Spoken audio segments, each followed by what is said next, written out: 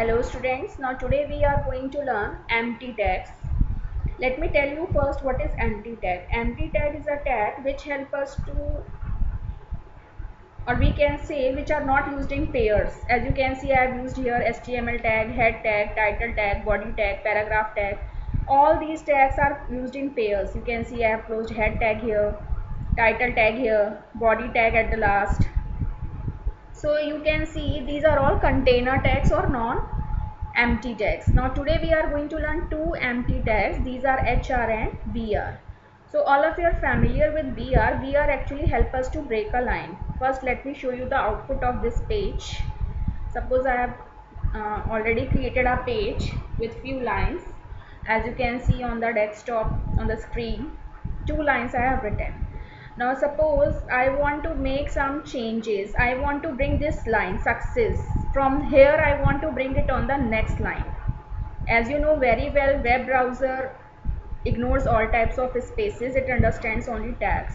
So suppose I want to bring this line to the next line. So if I will press enter key, it shows on notepad it is shifted to the next line, but if you will see on the web browser it will be on the same line. So what should I do? This line you want to bring on the next line on the web browser, so before that you will write BR. Okay, and suppose keep stream, this I also want to write on the next line, so before that I will write BR. Means to say जहाँ से जो line आप अगर new line से start करना चाहते हो, just before it you write down BR tag. Now let's see it's output on the web browser. See, now success, this I have written from the next line. Before that I have written BR tag and keeps. So before these two lines I have written BR tag, so it has shifted these lines to the next line. But remember, if I use BR one time, it will give only one line, single space. It will only bring the content to the next line. But sometimes I want to bring two line space, three line space. So for that you have to use them in multiple lines. See how? Suppose अब मुझे क्या करना है, I want to bring success, this line I want to give two line spaces. तो इसके लिए मुझे क्या करना पड़ेगा, I will use BR three times. This BR bring shift to the next line only. This BR gives single line space and this BR gives double line space. So in this way, here I have used three times BR tag. Now see what's the output.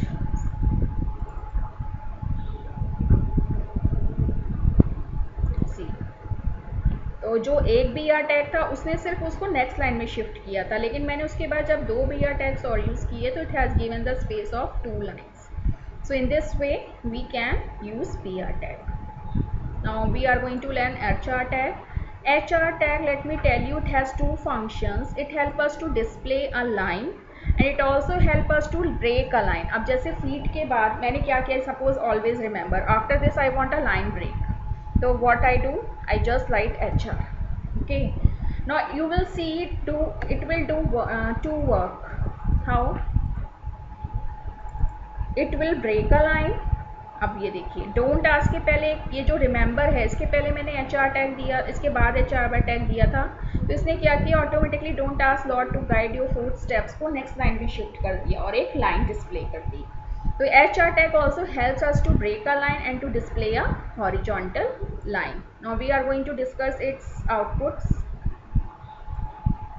कैसे इसको हम करेंगे, इसके output क्या क्या हैं. जैसे सबसे पहले हम लिखते हैं size. I will show you one by one. You know very well कि जब हम साइज़ की या किसी भी न्यूमेरिक वैल्यू की बात करते हैं तो वो हमेशा बाय डिफ़ॉल्ट कंप्यूटर में पिक्सल्स में होती है. तो जैसे मैंने 5 जो दिया है, that is in form of pixel.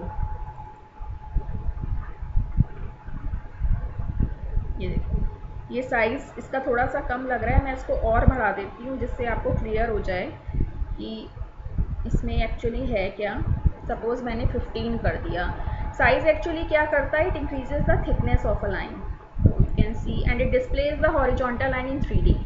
ये देखिए, लाइन की जो थिकनेस है वो बढ़ गई है. ठीक है, ये आप देख सकते हो, देयर इज़ अ गैप, और ये 3D में डिस्प्ले कर रहा है. बाय डिफ़ॉल्ट जो लाइन होती है वो ग्रे कलर में होती है और 3D में होती है. तो अब उसके बाद नेक्स्ट है विड्थ. विड्थ से क्या होता है, हम उसकी लेंथ को डिफाइन कर सकते हैं. Size help us to display the thickness, और ये हमें लेंथ में डिस्प्ले करने में हेल्प करती है। अब इसको हम पिक्सल्स में भी दे सकते हैं और परसेंटेज भी, जैसे सपोज मैंने लिखा 55%। तो जहाँ भी हाइट और विड्थ एट्रीब्यूट यूज होता है तो we can give in both the forms, either in percentage और इन पिक्सल्स।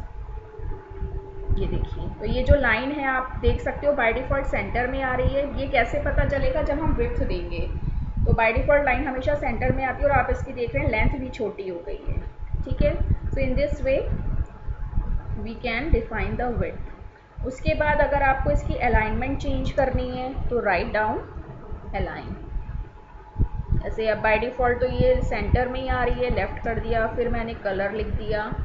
पहले मैं आपको नो शेड दिखा देती हूँ। अगर आप मुझे इस लाइन को 3D की बजाय 2D में करना है तो नो शेड एक अकेला ऐसा एट्रीब्यूट है जिसकी कोई वैल्यू नहीं होती, और ये हमें क्या करने में हेल्प करता है, लाइन को 2D में डिस्प्ले करने में हेल्प करता है। ये देखिए, इससे पता चल रहा है कि 2D में आ रही है और ग्रे कलर में आ रही है, और देखिए लाइन लेफ्ट अलाइनमेंट हो गया है। तो इस तरह से हम इसको कर सकते हैं।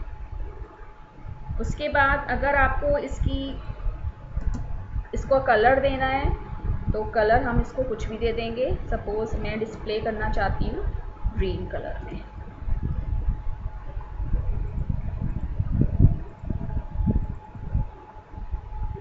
तो इन दिस वे ये देखिए ग्रीन कलर में। तो in this way you have learn 5 attribute, size, colour, align, width and no shade. No shade का सिर्फ काम ये है कि जब आप लाइन को 2D में डिस्प्ले करना चाहते हो। अच्छा, उसके बाद हम कुछ कैरेक्टर एंटिटीज सीखेंगे। कैरेक्टर एंटिटीज आर एक्चुअली क्या होती हैं, ऐसी एंटिटीज की HTML में कुछ लेटर्स रिजर्व वर्ड्स होते हैं। अब जैसे मुझे कॉपीराइट का साइन लिखना है तो मैं लिखूंगी एंड कॉपी, ये लर्न करने पड़ेंगे, और हमने लगा दिया दिस। ठीक है, एक मैंने और ले लिया एंड LT, ये होता है लेस देन साइन के लिए। एक मैं आपको और दिखा रही हूँ, जैसे मैंने लिखा किप्स। अब मैं किप्स के बाद बहुत सारे स्पेस देना चाहती हूँ तो उसके लिए होता है नॉन ब्रेकिंग स्पेस, तो मैंने लिख दिया NBSP। ठीक है, इसके लिए मैं क्या करूँगी, इसको I want to give 4 spaces between 2 words, क्योंकि बाय डिफ़ॉल्ट तो ये हमेशा हमें क्या करता है,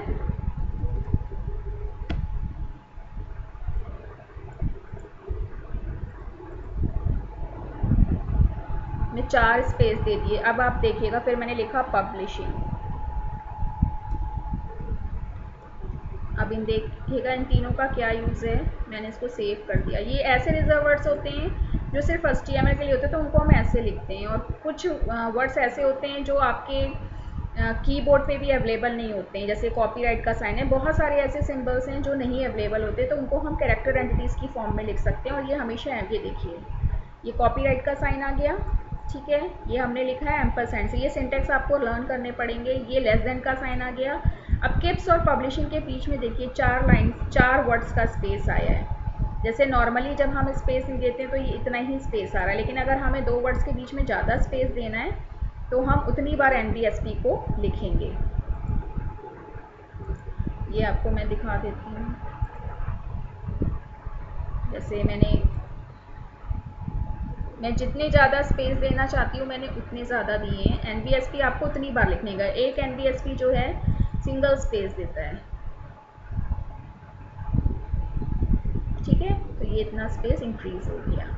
तो ये कैरेक्टर एंटिटीज़ हैं, ये 5-6 कैरेक्टर एंटिटीज़ हैं जिनको आप रिवाइज कर सकते हैं।